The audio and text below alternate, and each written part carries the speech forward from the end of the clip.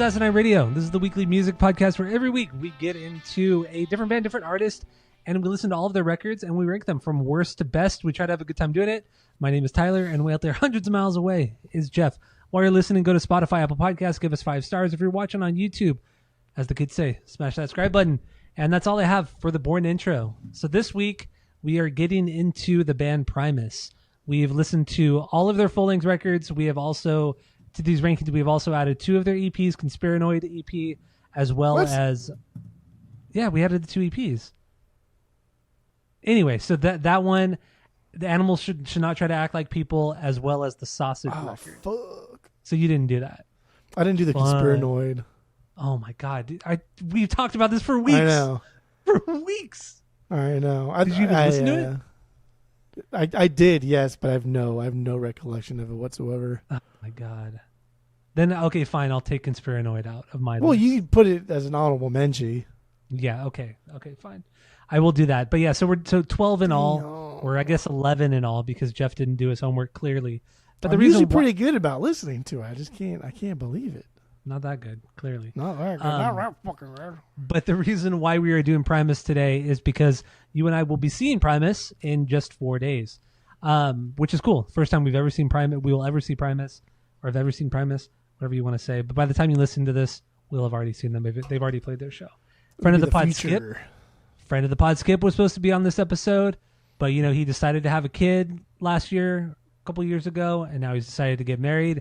So now I don't have enough time to pod. Dude, people in fucking making life decisions without our consent. Input. Yes. Input. Yeah. Consent sounds a little controlling, but yeah. It's a little controlling. Yeah. And he did have the kid. You're right. Like you said, he did have the kid. Although you never know. I don't know what they do over there. I don't know what they do in Birmingham. They do over there. I know Arnold Schwarzenegger had a kid, and one of the Junior was what it was. He had a baby in Junior. That's true. Yeah. So you never know. But you don't know either. Skip could show up to the show. Oh, can you imagine if he flew all the way to Arizona to go see Primus with us? All he's been talking about is how great the set lists have been, which they have been fantastic. But man, dude, I'd be fucking surprised. I'd be fucking surprised. Maybe you're lying to me and you know he is, or I'm lying to you and I know he is. Why would you even say that right now? That didn't even cross my mind, and all of a sudden you bring it up all of a sudden. So why would you not say that right now? See, got him. See, got him. See. All right. Well, Skip, we wish you could be here. You were here last year when we did Primus. We did Green Nagahide, but we're back by ourselves because you bitched out. Just kidding. Wish you were her. So let's get into this. Like I said, we're going to give our biggest banger and stinger from each of these ones, and then we're going to round it out. Yes, I did. We're going to round this episode out. Love clapping. With our top 10 Primus songs ever. So let's have some fun. Number 12, number 11. I'm going to get confused if I don't take Conspiranoid out. Okay, so let's go with number 11. What's your number 11? Go. Do you think clapping is your favorite thing to do? Because you do it a lot. Yeah. So number 11, as it's no fucking secret, and it should be everybody's bottom Primus record, and that's Charlie and the Chocolate Factory featuring the Fungus Orchestra.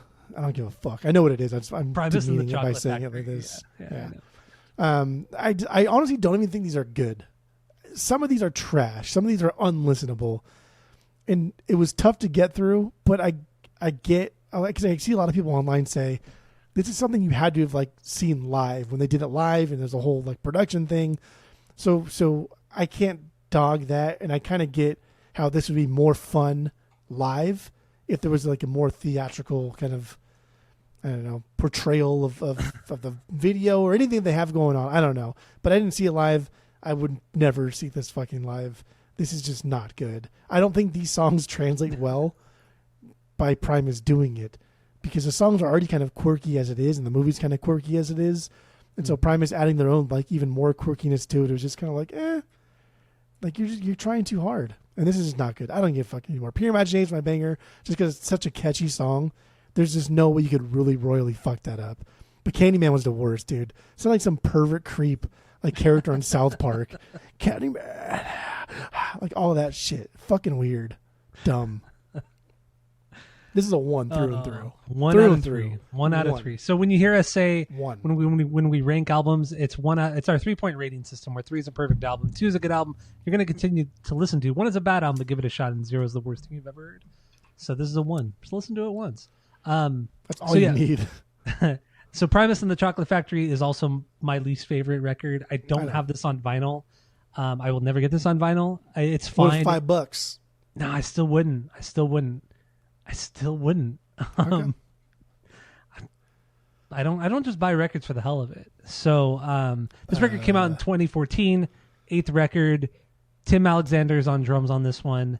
Yeah, I know Les has said that this is like one of his favorite movies. Is like he just loved this movie growing up, and the songs are fantastic. The movie is amazing. Of course, Gene Wilder kills it. Everybody in the movie kills it, but it's not necessary. It's just really, really not necessary. The songs are fine. I just would never go back and want to listen to this unless I'm doing a rankings episode. Correct. It's fine. Also, they were actually prior to doing this, they were actually going to do a cover of the Beatles' Magic Mystery Tour, which I think honestly would have been better, more interesting than this. But I guess what's the Flaming Lips were doing Sgt. Pepper's at the time. They were doing their own version of it, and they thought, that's a little too close. Let's do something else, and they went with with this fucking Charlie and the Chocolate Factory thing, or Willy Wonka and the Chocolate Factory. Like if they're just doing like musical movie, like they could do in Grease. I would have loved to hear a fucking Primus Grease. That's so weird. That would be so weird. But like this is too close. Like Charlie and the Chocolate Factory is too weird. Too close. You have Primus like do it also more weird. It's stupid. Dude, Grease would have been dope. Actually, would have been kind of cool. That would have been kind of cool. So Banger, Golden Ticket. It's fine. It's cool. Whatever. I would never put it on a banger list. I got a golden ticket. It's just so stupid. Stinker, Semi Wondrous Boat Ride. I don't care about this one. Candyman was pretty bad too. But yeah, Semi Wondrous Boat Ride, I don't give a fuck. I love that part of the movie too. Candyman. But is it weird? What is that's fucking I don't weird. know. I don't like it. But all right. Also, Lur has his only singing credit is on this record, and it's for the song "I Want It Now," that Veruca single. And I want it now. Yeah, but Lur actually sings the lead on it. It's cool. It's fun. But anyway, so let's move on. Number 10. We got quite a ways to go. We're talking way too much about the Chocolate Factory. We didn't do our fucking Tom DeLonge degrees either. I know we didn't do the 6 degrees of No, Tom DeLonge. I did it. I just forgot to say it. Yeah. Well, did we'll you do do it your at the homework? End. I did not do my homework. Oh, so you yelled at me for not doing my homework for the rankings. I didn't yell at you. You did. You were raising your voice. You were clapping, stomping, acting like incoherent fucking trash. So, my number 10. You ready for this one? Mm-hmm. You're going to love this one. Antipop, number 10. 6th record. This record's a fun party trick. It's cute. It's not really doing anything outside of just being fine. It's the most kind of typical metal record they've released, so I get like that's why you like it. It's very kind of one-dimensional. Why are you saying that like in a demeaning way? Because this record's stupid, and to put this anywhere above here is dumb. This album is way too fucking long. These songs are way too fucking long. This would have been a cool, fun EP. If there was 5 songs here, and they're all under 3 minutes, I might rank this higher. But I just think this is so uneventful. It's not bad, but dude, it is not good. This album is so not good that they put another one out for 10 fucking years. So there you go. Eclectic Electric. That's such a dumb thing to do. But they did it on purpose because it's hard to say. Eclectic Electric. Yeah, Headfield on Rhythm. It's a cool song. Kind of a cool prog metal thing going on. I really don't care though. But the title track, Antipop, this is dumb. That's this is your a dumb song. That's a stinker. God. Oh. That melody is stupid. This record is dumb, dude. This record is dumb. It's a blemish on a perfect run of Primus records. This is their blemish. Like I don't count Charlie and the Chocolate Factory because that was like a personal thing, so that's fine. But this is the only blemish on their entire discography. See my end? Too much this. Too much this. Yeah. You're the worst ranking Antipop solo. You're worse than Skip last time. Skip ranked it low too. You ranked it way higher last time. I did. I think I ranked in the middle, in the mid tier. Yeah, and you took a lot of stupid pills this week, so it shows. Number 10 for me, Animals Should Not Try to Act Like People. This is the EP that came out in 2003. This is the reunion with Tim Alexander with Herb on drums. This is it's like a 20-minute EP. Might as well just be a fucking full-length record at this point. But this is like a very prog type record. There's not a ton of melody here. The songs they don't drag, but they're just longer songs, and they just kind of they take you all over the place. It's a very proggy jam kind of record, because I think it's a record, not an EP. But I think it's fantastic. I only rank it this low because it lacks structure. It lacks pop melodies. That's the one great thing about Primus. When Primus is Primus. It's the fact that they can be quirky and weird, but still hold it all together and have a great fucking melody, have a great fucking chorus. But this just doesn't have that, and it's not bad by any means. It's really, really not. But man, I don't go back to it that often. I did have this on CD. It came with a really fucking great DVD that I used to watch so much growing up. When I think we were high school. Yeah, we were high school, probably sophomore, junior year when I got this. And I know it's a fantastic DVD. I literally just found that DVD 2 days ago in the garage. Oh, when you clean the garage. When I cleaned out the garage, I literally found the DVD. Yeah. So yeah, massive undertaking cleaning out my goddamn garage. Are you keeping that DVD? Fuck yeah! I already put it in my DVD booklet, my DVD booklet, I think. So hell yeah! You have a DVD booklet? Yeah, or DVD Blu-ray booklet. I have one booklet for just movies, and then I have one booklet just for TV shows, like box set TV shows. So like you file away the box, the cases, and then put the DVDs, the discs themselves in the like you would a CD. Yes, that's weird. Why is it weird? Less clutter in the house. I think that's weird. Less clutter in the house. But the clutter still exists. It still exists, but it's tucked away, hidden in the dark. Nobody sees it. You've actually made more clutter by like separating the two. Not much though. Not much. Okay. That's out of sight, out of mind. Yeah, that's the way she goes. That's why your garage is full of stuff. That's why I'm throwing away over half of that fucking garage. Yeah. Got to find a big enough dumpster. So banger off this one, Last Superpower, aka Rapscallion. This is just a really good fucking prog jam. Love it. I fucking love it. Stinker, the Pilcher Squad. There's nothing wrong with this. It's just under 3 minutes. It's a little chaotic and honestly reminds me a lot of Les Claypool's of Whales and Woe, his solo record from 05 or 06. I don't remember what year it came out. But it reminds me a lot of that. Not bad, but doesn't really fit the whole theme aesthetic of the record or the EP, whatever. So yeah, Animals Should Not Try to Act Like People is my number 10. What do you got for number 9? Go. Animals should not try to act like people. Like you said, there's nothing really wrong with this. I do think the song lengths are a little bit too long. I think they could have all been cut down a little bit, maybe like 10%, and we still would have fallen into the EP realm. But yeah, like Primus is so fucking weird, and they're so quirky, and they're so unique, and they're so bizarre, but they still have good melodies. They still have just good song structures that will let you drift off into space for a little bit, but bring you back in. There's not really any melodies over this entire EP. My banger was Mary the Ice Cube, because this is very like title. Mary the Ice Cube, but not like R-Y, just M-A-R-Y. Like it's an ice cube named Mary. Very much in the realm of like psychedelia. I like these super repetitive songs that just have like the super short melodies and they build off that, and they do that a lot.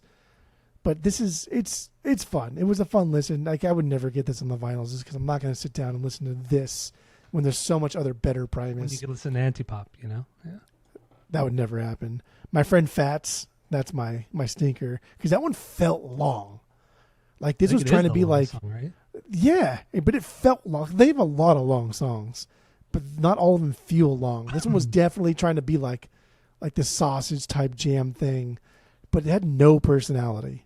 So it just felt fucking long. It felt like it dragged. Yeah. Okay, I get it. So this is where I would put Conspiranoid EP. I would put it between Animals Should Not Try to Act Like People and then my number 9, which is Tales from the Punch Bowl.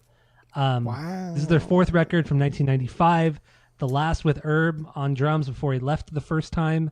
And this is more of a psychedelia record. It's not their normal. They're just their normal sound. Like it's not even very jammy. It's just bizarre and weird. And there are moments that just kind of drag on a little too long. I do think this is a solid fucking record, but I used to have this on vinyl, but I did end up purging it not too long ago because I rarely ever go back to it. I think Southbound Pachyderm, I think is A-list song. Like it's a beyond banger fucking song. And that's why it is my banger. But yeah, overall this record is fucking long and it's more just kind of like just to zone out. It's an album to zone out to. I don't think they do anything super catchy or fucking great on this record. I think they'd kind of just run it. The band had kind of run its course. They were kind of at a stalemate. I think even Les Claypool said that as well. I think he said something like we had just kind of dried the well. Or what did he say? Like the well ran dry. Something like that. Ran dry. Weld ran dry. Yes. So yeah, I don't know. I think it's just a little bit boring. But anyway, it's fine. It's good. At this point, I would still give this a 2 out of 3. I would give this a 2 out of 3. Girl. I still think it's that good. But damn, if I'm going to listen to Primus, I'm going to put on almost every other record. So Stinker, Space Farm, it's just animal noises. Who gives a fuck? So it's my number 9, Tales from the Punch Bowl. What do you got for number 8? Yeah, besides like Antipop, we're running pretty close here, right? Yeah, because my Tales from the Punch Bowl is number 8, my fourth record. Not a lot of huge takeaways from this overall. A lot of prog rock, but a lot of blues rock sprinkled in throughout. I read this was recorded at Rancho Relaxo, so they're writing like this is the first thing they did at Rancho Relaxo, and then there was like a big storm that knocked like the power out, so they had to rent like this Honda generator to do the final mixing. So it almost seems like it was a little bit rushed in like the tail end of the recording process, but also like the way they recorded this was different. It was them like in the studio together writing rather than just like jamming shit out. So for whatever that's worth, it's just for me, it's like how do you fucking follow your I know. Almost like arguably your best 3 records, right? Like 3 records that not only defined your sound, but are just so iconic. And you put this out, and this isn't bad by any means. If those first 3 records didn't even exist, like this could be like their best record. But it's just not. And that's the only fault I have for it. Winona, dude, I mean, it's so hard not to choose this song. It's such a song. Certified fucking banger. Yeah. Some cool twangy lure that's just playing around with Western scales and just, God, it's so much personality in this one song. But Miss Blaylene? Miss Blaylene? Yeah. Yeah, I just chose that one because I don't know. A lot of the times when I'm choosing a bad song, it's just a stupid reason. This one is because I don't give a fuck if your teacher was mean to you as a kid. But that's it. Also, I forgot to mention, or I say this too, but Tales from the Punch Bowl, it's very much a record you should listen to just front to back. It's not an album where you could pick and choose a song, and just put those on playlists, except for Southbound Pachyderm. I think that's like the only, that and Winona's Big Brown Beaver. Those are the only 2 songs that could be taken out and put on a playlist. But otherwise, this whole record should be just listened to front to back. Much like animals should not try to act like people. Same thing. You should just listen to these 2 things front to back, and that's how you're going to get the best experience from it. Okay, so yeah, there you go. That was your number 8. Tales from the Punch Bowl. Number 8. All right, my number 8, The Desaturating 7. Crazy. Their 9th record from 2017. This is a really cool record. It's their newest record that they put out. The last full-length record with Tim Alexander, Herb on drums. He did record Conspiranoid after this, as well as one other song last year before he quit. But yeah, last full-length. And this is a concept record. This is the only true concept record that they've ever put out, based off of a book, an Italian book that Les used to read to his children about, goblins and colors and all kinds of shit. I forgot the name of the book, but yeah, no, this record is fantastic. It really is. It's a little bit short for a Primus record, but the songs are here. But this is another album that needs to be listened to front to back. I think the songs, The Seven and The Scheme are the 2 songs that you could take out and really just kind of put on playlists. But otherwise, the record needs to be listened to front to back. Yeah. So the 7 is my banger. Stinker is The Dream. It's just a long instrumental, which is fine. It's fine. It makes sense for the context of this record. And I do listen to this record often. I do love this record. I have it on everything from here on out. I have on vinyl. And I have a really cool fucking variant. It's clear with like a bunch of like rainbow splatter all over it. It's such a sick variant. I love it. And I do really do love this record. It's so fucking good. But I have to put it somewhere. This is what it comes down to. I just got to put these records somewhere. And honestly, from here on out, a lot of this stuff can be in it. Ask me in 2-3 months, a lot of this can change. Except for probably my number one. That probably is not going to change. But yeah, which is going to be fucking anti-pop. No, we'll see. So 8, Desaturating 7. That's for me. So what do you got for number 7? Go.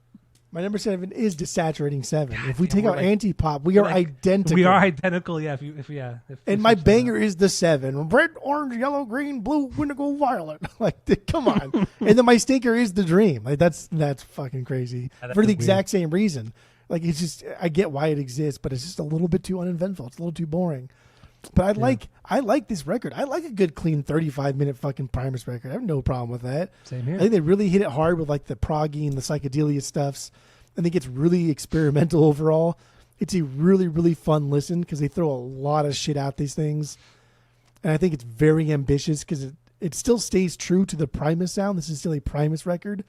But it's almost like they had other people come in and like, hey, you should also do this other like psychedelic doom thing, or you should do this kind of like weird bluesy thing here, right? Like they have all these different ideas going on in this one little EP, and it's fun. I like this a lot. From here on out, like these are all vinyl worthy for me. So, but you don't have Desaturating 7, right? I don't have anything except for my top 3. Okay. No, 4. Well, 1. I'm not gonna get. No, I've 3 and 1. No, 4 out of my top 5. There it is. Got it. Because 1's expensive. What? Wait, one of them is expensive. Yeah, 1's really expensive. Like a OG press? 4 out of my top 5 I have on vinyl.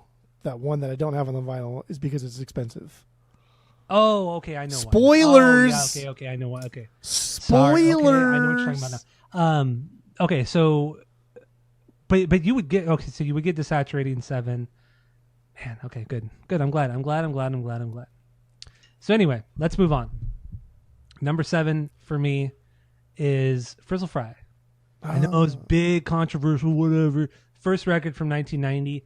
I fucking love this record so goddamn much. I really, really do love it, but I got to put it somewhere. This record, it lacks a little bit of cohesiveness as a record as a whole. The songs are very standalone. Obviously, a lot of these records were written years prior. Todd Huth, the original guitar player, has a lot of songwriting credits on this record. But then Lur came in a year before this record came out, and played all the guitar on this one for them. Yeah, he played all the guitar on this one. But yeah, it's that mixed with the recording itself doesn't sound very good. Like it was recorded poorly. Just production wise, it just sounds very raw and just a little bit amateur sounding. But the songs are all fucking here. Like they're all just they're just great fucking songs. Nothing sounds like Primus. Nothing will ever sound like Primus ever. And they were doing this shit in 1990. They were doing this 35 years ago, which is crazy. So I do love Frizzle Fry, but like I said, I had to put it somewhere. And banger, Pudding Time. I love Pudding Time. It's pudding time. Pudding time, children. So good. I also love the Toys Are Winding Down. Love that one too. Welcome to This World.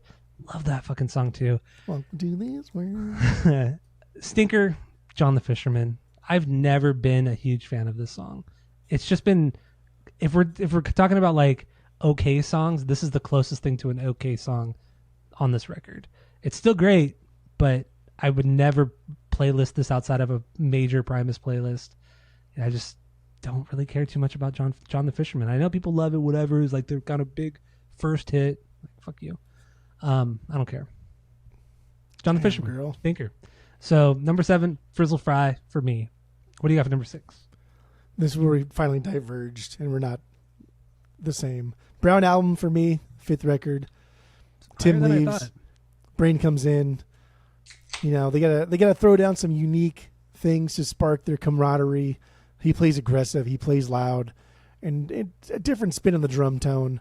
So they essentially do like a 180 and record to like tape here, dumb everything down, get back to like the basics of recording and jamming, the sounds, the tones, the songs, everything goes along with the theme here.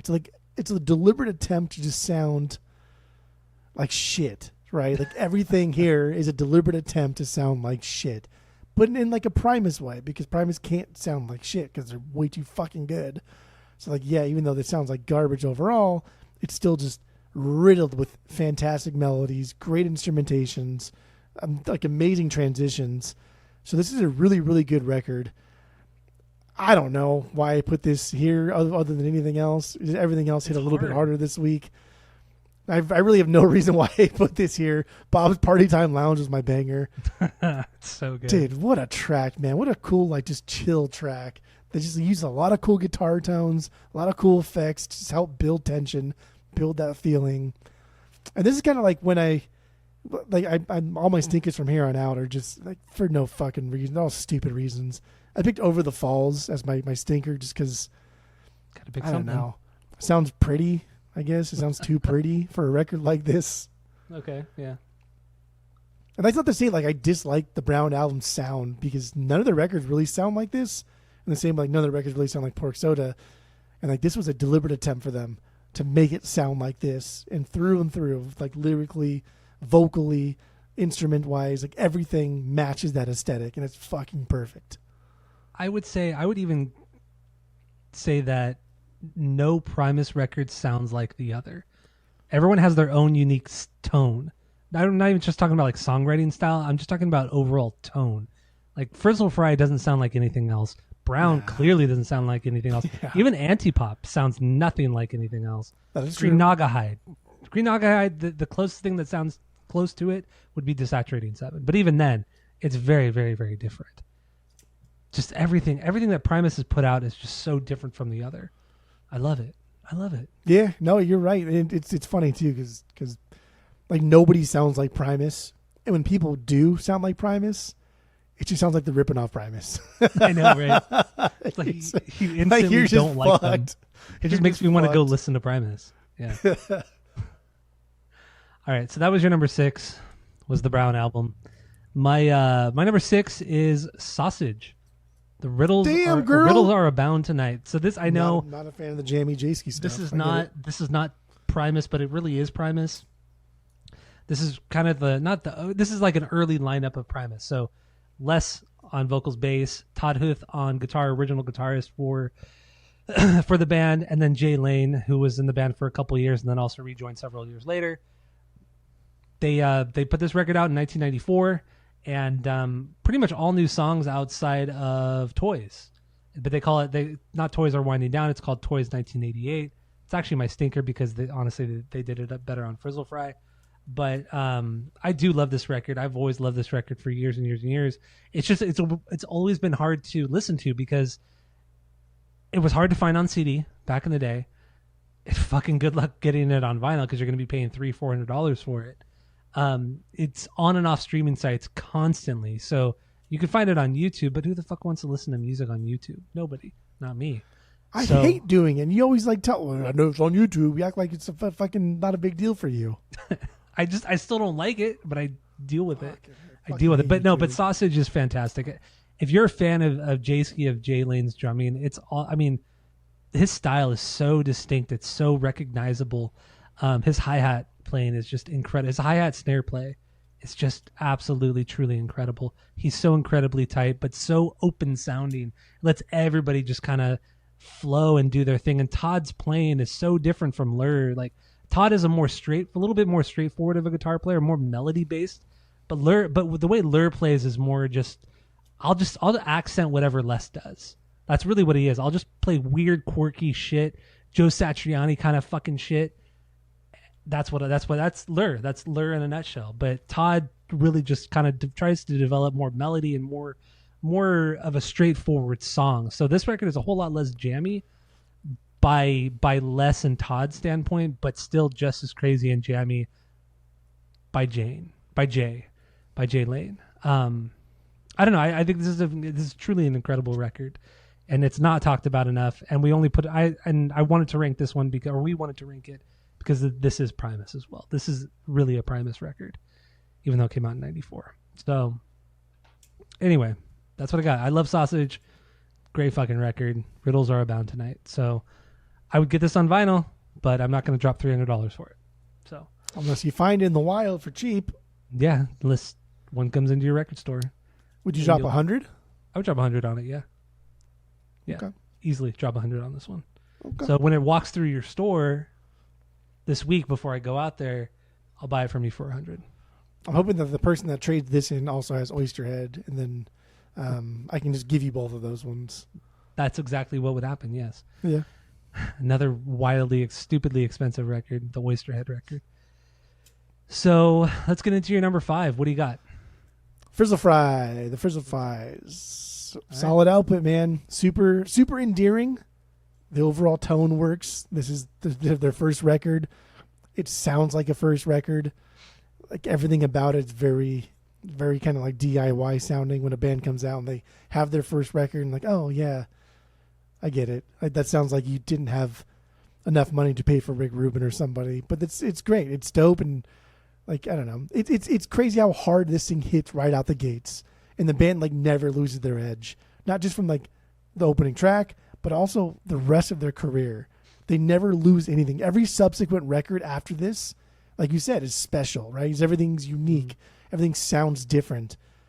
But like this is where it started. And even to fucking release something like this in the early 90s, like not even early, like 1990 yeah. was great. Something so fucking unique and boundary pushing, just like unencumbered by virtually anything that is going on. And like Les had said, from the 2 things that I read that he said this, Les had said this was his favorite record that they ever did. And it's just, I don't know. It's funny how unique this still feels. It's funny how fresh this still feels. Still like feels. No one, and again, like no one sounds like Primus, bro. It's wild. Like no one could ever sound like this. And if you did, you're just a fucking poser. So Straight up. Too Many Puppies. That's my banger. I don't give a fuck. I love Lur's like degaff attitude, just deliberately messy. And we get to the quiet part with just like Tim's Riot doing the spooky sounding kind of metronome thing. Fucking hell.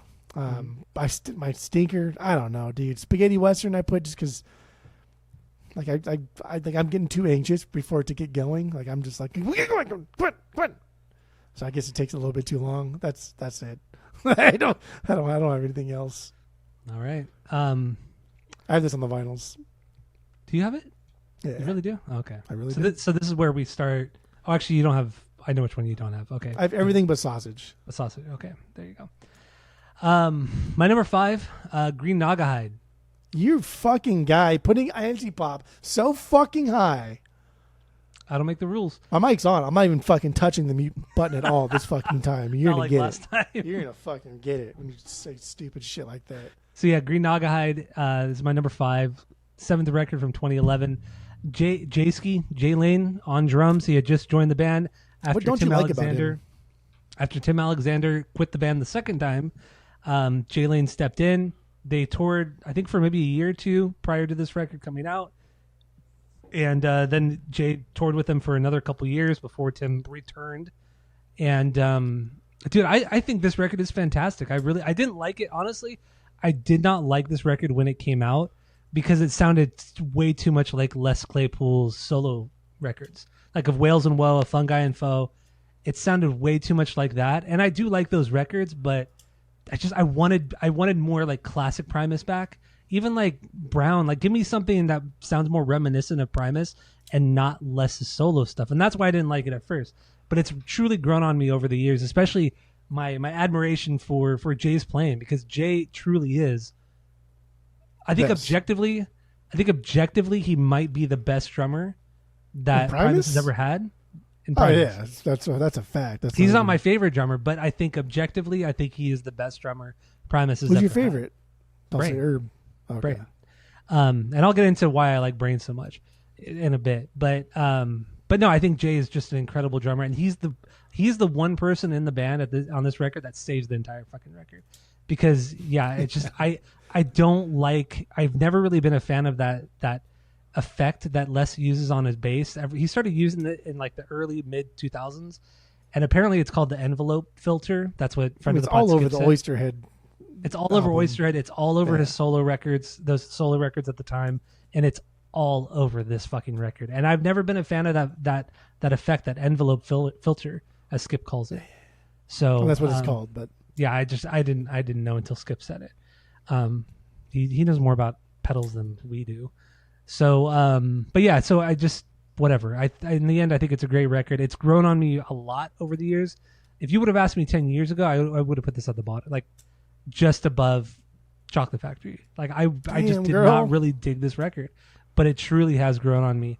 I have it on vinyl. I have that special edition white label, special edition numbered, like one of like 1,000, and they're all hand numbered. 750. Oh, 750. Okay, all hand numbered, just completely white jacket with just this Primus green Naugahyde, very small type font, very small type. And you don't even like it, and you won't even give it to me. So I don't understand. I'm not giving it to you.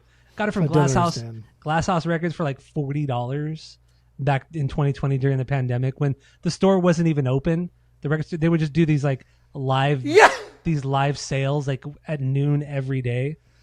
Yeah. And it went up on the site. Got it for $40. Went and picked it up the same day. Love it. So, but no, in the end, I do really like Green Naugahyde. It's God, J-Ski is so fucking good. You don't even like him. You put Sausage fucking dead last. You put this super low. Put Sausage dead last, yeah. Yeah, I don't know what the fuck you're even doing over here. So my banger, Jilly's on Smack. I do love this song. I just love the way that Les plays the bow on here. And then Lur does like the U2 thing on the guitar. The U2 Tom DeLonge, Angel and Airwaves thing on the guitar. Love it. And J-Ski, man, just those hi-hats. Those fucking hi-hats, man. He creates so much with just literally two pieces of the drum kit, with just the hi hat and the snare. He can create something so massive with just the snare and the hi hat. It's a closed hi hat, not even like an open hi hat, a closed hi hat. He's so busy, but it never feels like rushed. Yeah, it's not like a Travis Barker or anything like that. Damn, good, great. So stinker, if I had to choose a stinker, Prelude to a Crawl. It's an intro. It's actually a really cool intro. It really is a cool intro. But whatever. I had to pick a song. So number 5 for me, Green Naugahyde. Love that title too. Naugahyde. Really do love that title. So I didn't know what Naugahyde was until I don't know. I looked it up from that record. Yeah. I never. I don't know if I've even heard the word Naugahyde, but I didn't know what Naugahyde was until that record. There's like a Mad TV bit. Never mind. It won't even be funny if I try to say it. Do it. No. This will not be funny at all. But it had to do with Lorraine Swanson.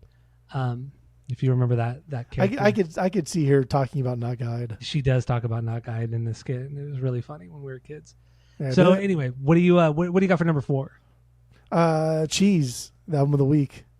Okay. Really? Damn, dude. Cheese. Yeah, I mean, like, are you really surprised though? Yeah. Cheese is we'll get into it, but you shouldn't be surprised. Cheese is cheese. All right. That's 4, perfect. Cheese is cheese. That anything you say like that should go on the no-no list. Why? Because that's a perfect explanation of it. Like cheese is cheese. Like it's good. Everybody fucking likes it. But it means nothing. It means nothing. It's still cheese. It literally means nothing. It means everything. It means nothing. It means everything. When you say one thing is you say cheese is cheese or a shoe is a shoe. See, Skylar, it's about tone. It's about tone. I understand it's about tone, but it still means it's about nothing. What you're not saying. It means everything. You got to pick up on the nuances. Okay. It's like the less is more shit. No, it's not. No. Sometimes it is. Sometimes it is. Anyway, my number 4, Pork Soda, 3rd record from 1993. Dude, so you got Brown, Anti-Pop, and then Cheese, your top 3. We'll see. You never know, dude. Maybe I hope that's your fucking 3 ranking. Maybe, Brown, maybe Anti-Pop, and Cheese.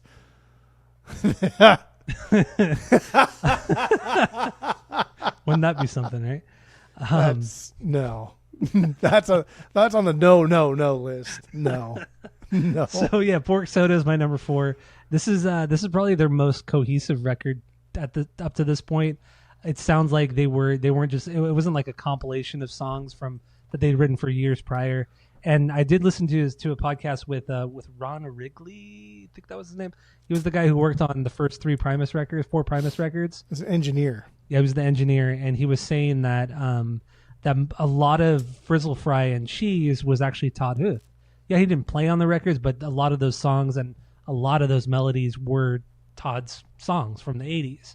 But Pork Soda was the first one where it was like truly Les, Lur, and Herb, just writing songs, jamming out. And it shows because honestly, this is like a big departure from the first 2 records.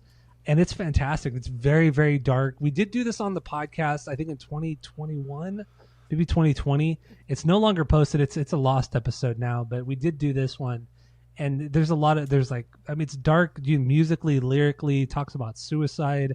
It's a crazy record, but it's still just as fucking catchy, if not catchier than a lot of the shit on Cheese. But I had to put this someplace, and honestly, this is a record that could have been like my number 2. This could have been higher.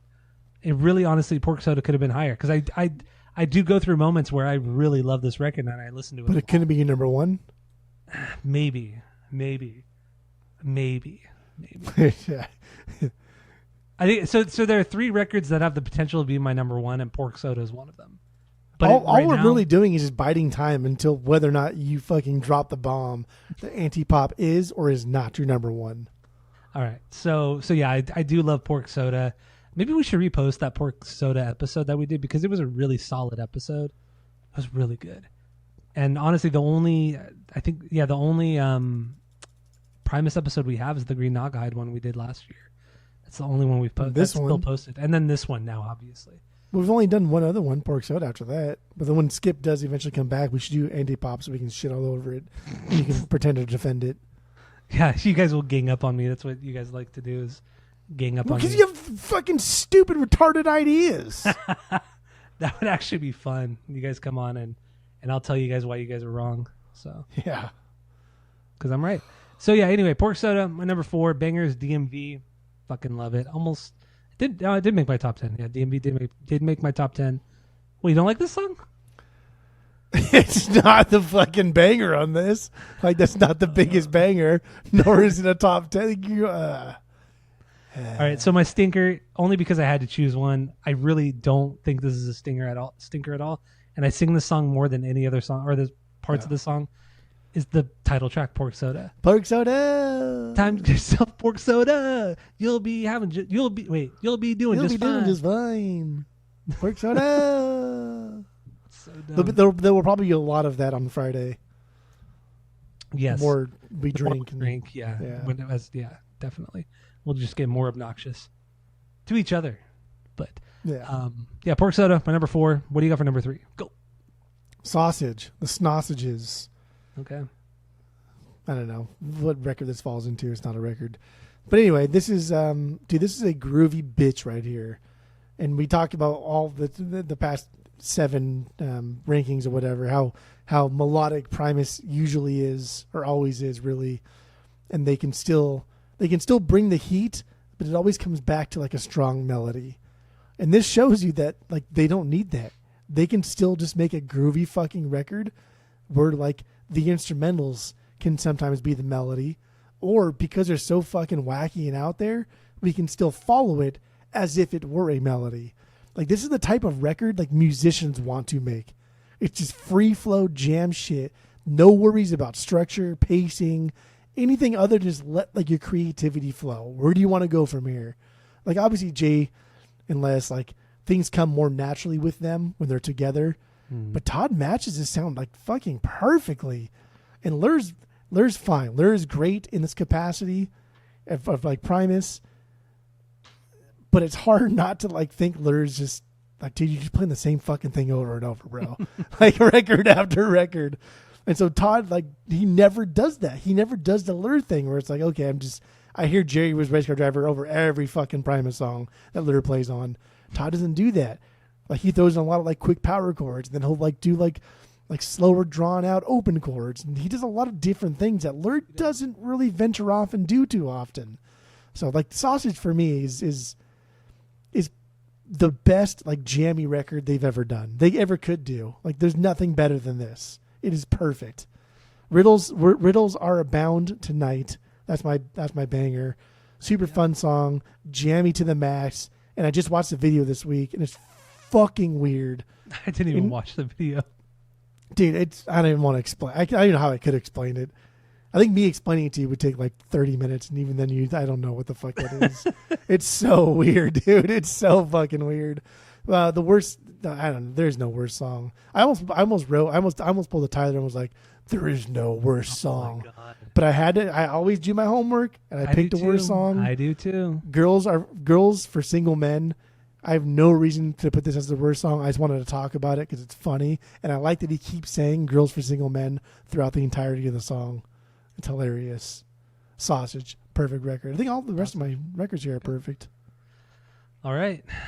So my number 3 is Brown Album, fifth record from 1997. The first with Brain on drums after Herb had left the band, and they were certainly going for a different sound, different style at this time. Still the quirky Primus. But damn, dude, the record's blown out. The record is fucking blown out. It's nasty sounding. It's crunchy, and I mean that in the best way, the best, most endearing way, because man, it gives this record so much character. And as the years have gone on, this record used to be very low for me too. I used to rank this like bottom tier.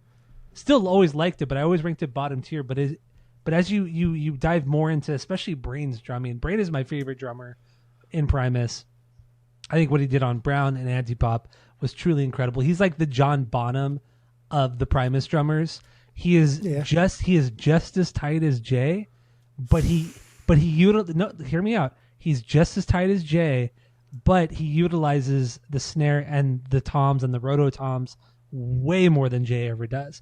Jay does a lot, obviously the snare hi-hat, but he also fiddles with a lot of random percussion. But just Brain strips it down a little bit, and he just fucking goes apeshit on his entire fucking kit. He plays, honestly, I think he plays the older songs better than Herb does. Herb's a fucking incredible drummer, but Herb is a very swingy player. Like, it's very, very, very loose. Jay and Brain, extremely, extremely tight drummers.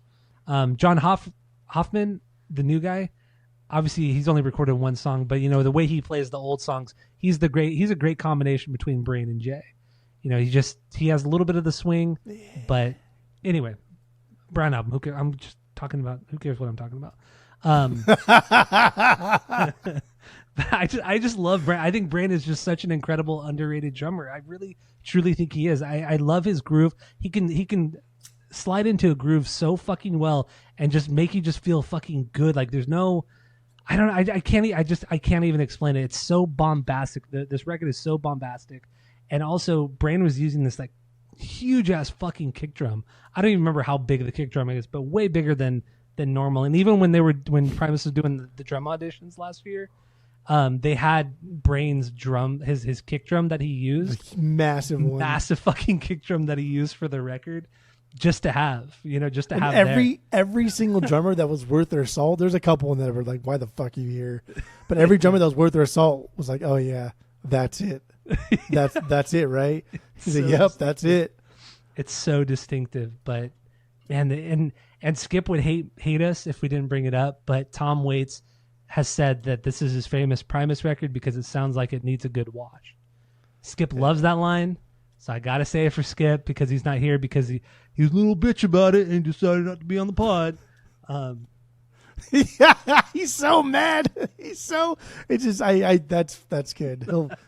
Skip will like how upset you are, and then because he'll really like how understand. upset you are, and then he'll get really mad about your top fucking one album of the week. So, oh, it's so good, so good. All right, so yeah, Brown Album, incredible record. I did have this on CD back in the day too. I honestly had most of the Primus CDs back in the day. I think the only one I didn't have was fucking Punch Bowl. That was the only one I never had on CD. That and Antipop. Did you have Desaturating 7? Growing up. Get the fuck out of here. Got him. Get the fuck out of here. I meant growing up as like a teenager. I had everything but Antipop. Antipop was the only CD I didn't have. It sucks.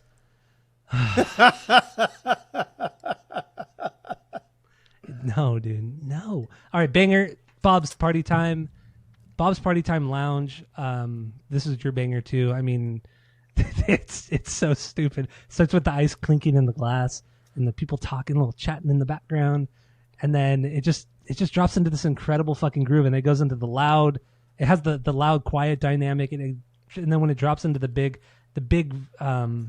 chorus, I guess you could say, it like picks up speed a little bit, and I just that boom, boom, boom. It's just like it hits so fucking hard. Oh, I love it so much, and just the way that the brain like transitions out of the various parts of the song is just so fucking good. Love Bob's. This is one they've been playing live like every single show. I know. I really hope they play it on Friday. I really, really hope they play it on Friday. I've been keeping track of like the set list and see like their top songs they play, just because like I'm not that familiar with like their deep cuts. So I've been wanting. It's like they played the Fentanyl one almost every single fucking show. That's John's song. That's fine. Yeah, I get it. But yeah, this is this is like their top 3 songs they play for this tour. Oh, I really hope they keep it in the set for Friday because I really would love to see it. I want to see a heavy brown anti-pop set list. But of course, I know they're not going to play a lot of anti-pop. Who want to fucking do that? Because they just never fucking play the songs, and the songs are so fucking good. Like they don't do it because it's not good. Fuck off. I don't eat broccoli because it's not fucking good. That's a stupid comparison. These are facts. Broccoli sucks. Anyway, anti-pop sucks. Fun. I don't even know which one's worse, to be honest. Like, would I rather listen to anti-pop or eat broccoli? I don't know. Why do you act like you don't know? Why do you act like you don't like something that's objectively good? Yeah, okay, maybe. Are you talking about anti-pop or broccoli? I'm talking about anti-pop. Okay. Maybe in your dumb mind, clearly in your dumb mind, anti-pop sits so low, but you can't deny that record is fucking incredible. Like if you take it out of the Primus canon and throw it in just to the general music realm, anti-pop is fucking incredible. If somebody were to tell me you can listen to an hour of anti-pop or just eat one head of broccoli, I would have to. I would really have to like think about that. Now you're just begging. You're just begging. Because the broccoli, I don't have to chew it. I can just swallow it and like fuck it, let my guts do the rest of the work. Wait, you're really gonna swallow a head of broccoli? Get the fuck out of here. Fuck out of here. Yeah, I might. If I die, I die. That's okay. If I die. If I die, I die. It is what it is. I'll die in this hill. Oh my god. Live, laugh, love, baby. So many no list things have been said this episode. So anyway, my stinker for Brown album, if I had to choose a stinker, the return of Saddington Willoughby. Just the opener. Willoughby? I still think this is like the best opener they've ever had. Let me take a couple steps back. I'm getting a little crazy. Calm down. I still think this is an incredible opener. It's like this hype song. It's like a hype song for Primus. Like it's the most hype song they've ever done, but it's done in the most subdued, most Primus way. I love Saddington Willoughby. They really do good. They have good intros. Like they do good intros. They never half-ass it. They start out with Too Many Puppies. Who the fuck starts out a whole album with Too Many Puppies? With that, it's just crazy. Yeah, actually, you start your whole career with Too Many Puppies, right? Like that's the intro to your career. That's pretty wild. Yep. Good. Yeah, my number 2. Number 2. What do you think it is? What do you think it is? It's going to be cheese or pork soda. Pork soda, correct. Pork soda. Yeah, I don't know. I like how big and I like how full this feels. It's not just darker and heavier, but it's also experimental in all the best ways. Like new sounds, effects, soundscapes, fun instruments. It's also, even though it's kind of goofy and cheesy, it's also like a muddy, dirty kind of sounding record. And they just like they just saw the soundscape of the 90s and like where music was going at the time and just fucking sent it. Like Cheese hit and they got, Interscope and everything, and they're like, fuck it, let's just give even less of a shit about what we sound like and just do what we want to do in the best possible way. And like this music was scary for newbies. Like when I mean, going into the intro story later on, but like this is kind of scary music. Like the bass Like, this is the first time you would hear like a bass player in like the alternative realm use his instrument as a percussive instrument. Like, who the fuck does that? Like, nobody does that. That's weird. That's frightening. That's like Ozzy kind of frightening. Like, Hamburger Train, dude, that's my banger. Like, absolute fucking banger of a Primus song here, right? This is, I don't know. It's slow. It's heavy. There's a lot of dead air, random noises. It's great jamming. And what's also cool about this, I don't think like the addition of Jay would do this song justice. And we'll talk about then Cheese later on. You add Jay to some of those songs, at least one of those songs, and it's like objectively better. It's a better song. And no offense to like Herb, but he's like the worst drummer they've had. Very one dimensional. I would agree with you. I think Herb is my least favorite drummer in the band. Yeah. Even though like I have a lot of positive things to say, like the two things that I've realized is just like Herb's fine. Obviously he's Les's band, and Lur, like, come on, bro. Like Lur's the bass player in the band is what he does. He's there to like make sure Les sounds great. So like Lur is the bass player in this band. And we're not talking. We're leaving Hoffer out of this because Hoffer hasn't been given a full album yet. So no, he's out of this discussion. It's not nearly enough time out of this discussion. Yeah, but yeah, Hamburger Train, dude, this is like the most like Grateful Dead kind of sounding shit they've ever done. It's I don't know, like just do whatever the fuck I want to do kind of song, right? Like, I don't give a shit if it sounds dumb, whatever. Wounded Knee was my stinker. I feel like this is an easy choice for the record.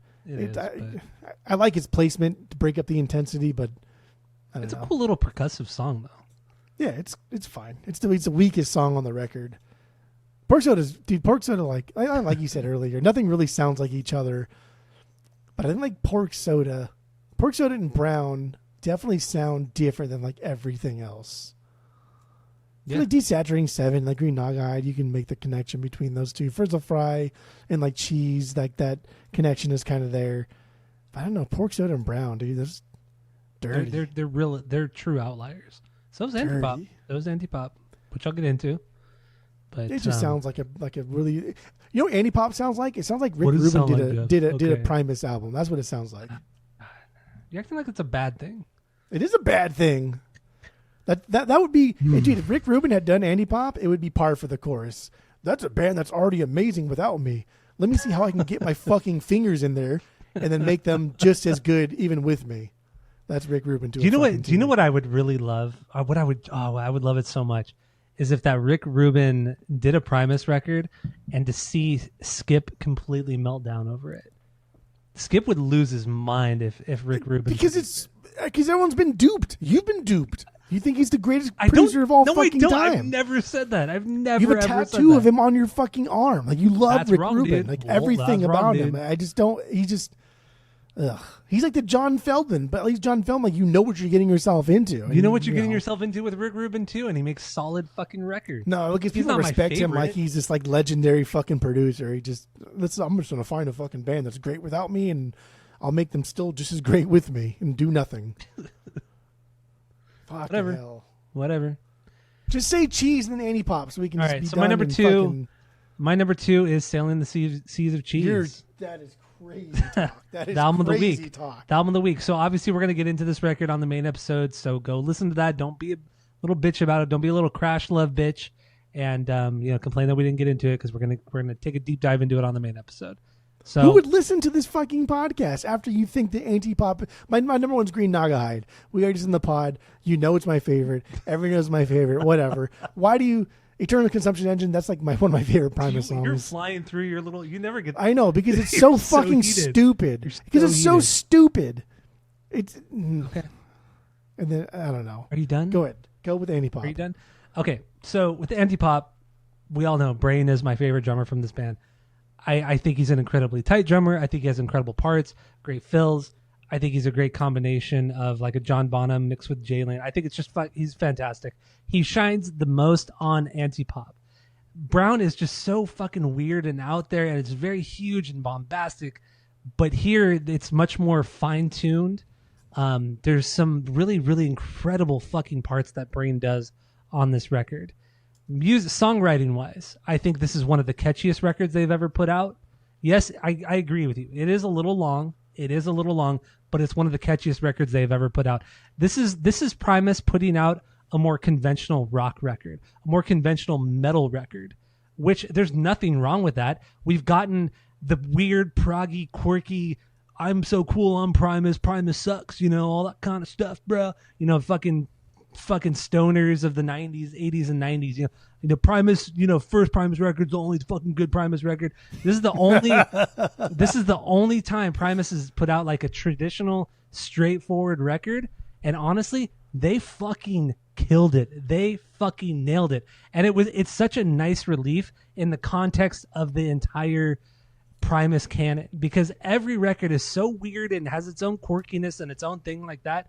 But this is like a stripped down fucking Primus from a songwriting standpoint. Yes, there are the outliers like Eclectic Electric and Coattails of a Dead Man, whatever it is. There are some of those weird outliers, but overall, this is a straightforward pop rock record, a pop metal record. It's fucking amazing. I love it. And another thing I also love about this real record, life? Listen, let me finish, dude. Walt. Is this even real life? Walt, let me finish, dude. Another reason why I love this record. Okay, you Primus haters, skip, you little cuck boy over there. You little less cuck over there. What I love about this record is that Les is turned down in the mix. He's not overpowering everybody fucking else. Lur can come in, play some big heavy fucking riffs. He could do a lot of things. Honestly, this is the most well-balanced sounding record, to me, the most well-balanced sounding record they've ever put out. You better calm down a little bit. Mix-wise, I think a little too wild. No, but you can't deny that.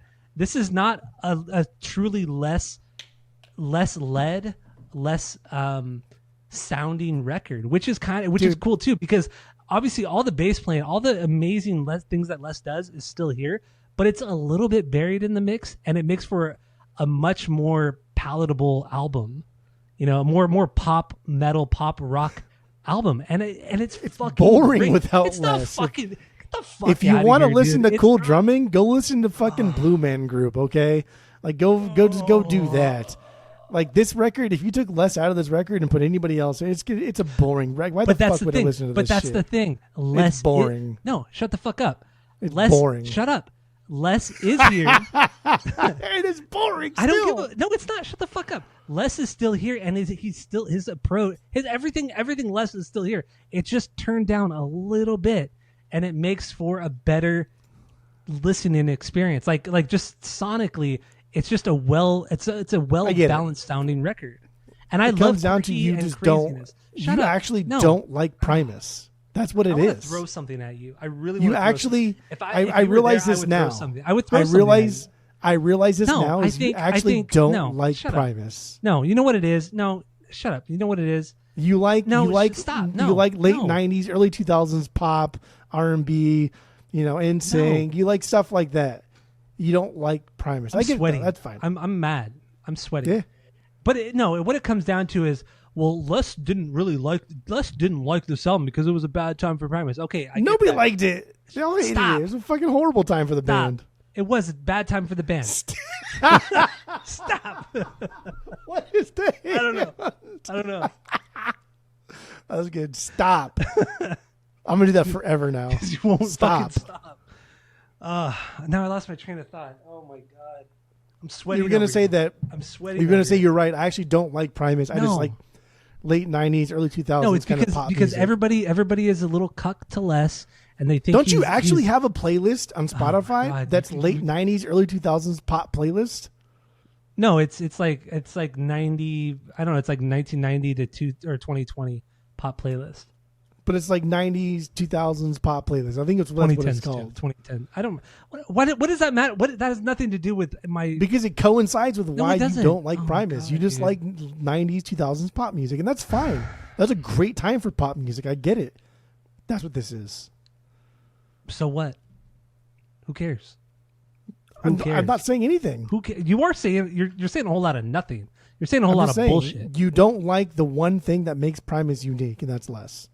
Okay, fine, but I like that he's a little bit lower in the mix. He's a little bit more subdued here. There's still a lot of Les all over this record, obviously, bass playing, vocally, all that kind of stuff. But they're more traditional kind of songs. They did this fucking record really fucking well. But just because Les said, "Oh, I don't like this record that much. I don't think the songs are that good," so everybody has to follow whatever Les says. Nobody can have their own thought.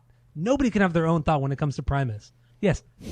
Nobody can have their own thought when it comes to Primus. It's whatever Les says.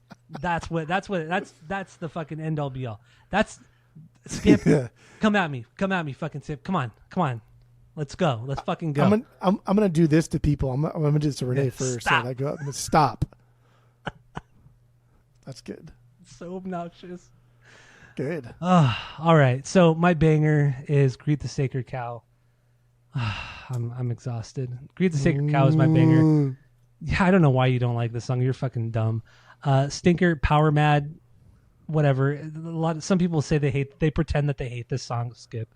But it's fucking great. I don't give a fuck. It's not the best on the record, but it's still fucking great. Get over it. You don't have to, suck on Les's pee so much. You could have your own thoughts. You can have your own thoughts. I'm not an edgelord. I'm not a little fucking. You know that Discord is going to be blowing up. Skip. Dogs are barking. Monkeys are clapping over at your house right now. Jesus Christ. So Antipop, my number one. It's my favorite. I have this on vinyl. That's crazy. Okay. Translucent Blue. Fucking love this record. Get the fuck out of here. Should we translucent trash? So let's get into our top 10. We'll just run through our top 10 Primus songs.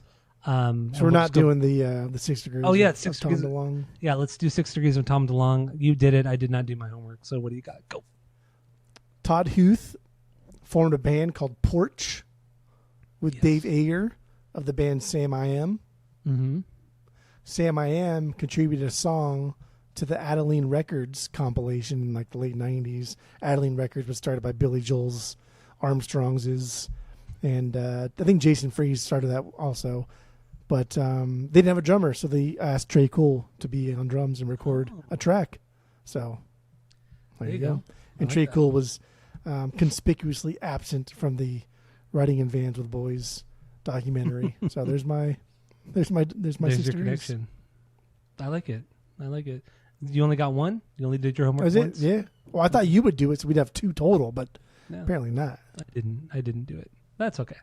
So let's, like I said, let's get into our top 10 Primus songs, and we'll try to have a good time doing it. So what do you got for number 10? We'll just run through them. Yeah, we'll go through mine, then we'll go through yours, and then just yada, yada, yada. Well, I think yours is the worst one, so maybe you want to do yours first, and then mine next? First. Okay. American Life, that's my number 10. That's stupid. And The Air is Getting Slippery. That's even dumber. Too Many Puppies. Yeah, for sure. This is the top 10 best. Correct. That's just stupid. I like the Pork Soda sound. It's too fucking weird. It's like this weird Sesame Street kind of meets metal thing going on. Too Many Puppies, that's my 8. Jilly's on Smacked, my number 7. Those Damn Blue Collar Tweakers, 6. That's way too high. Hennepin Crawler, number 5.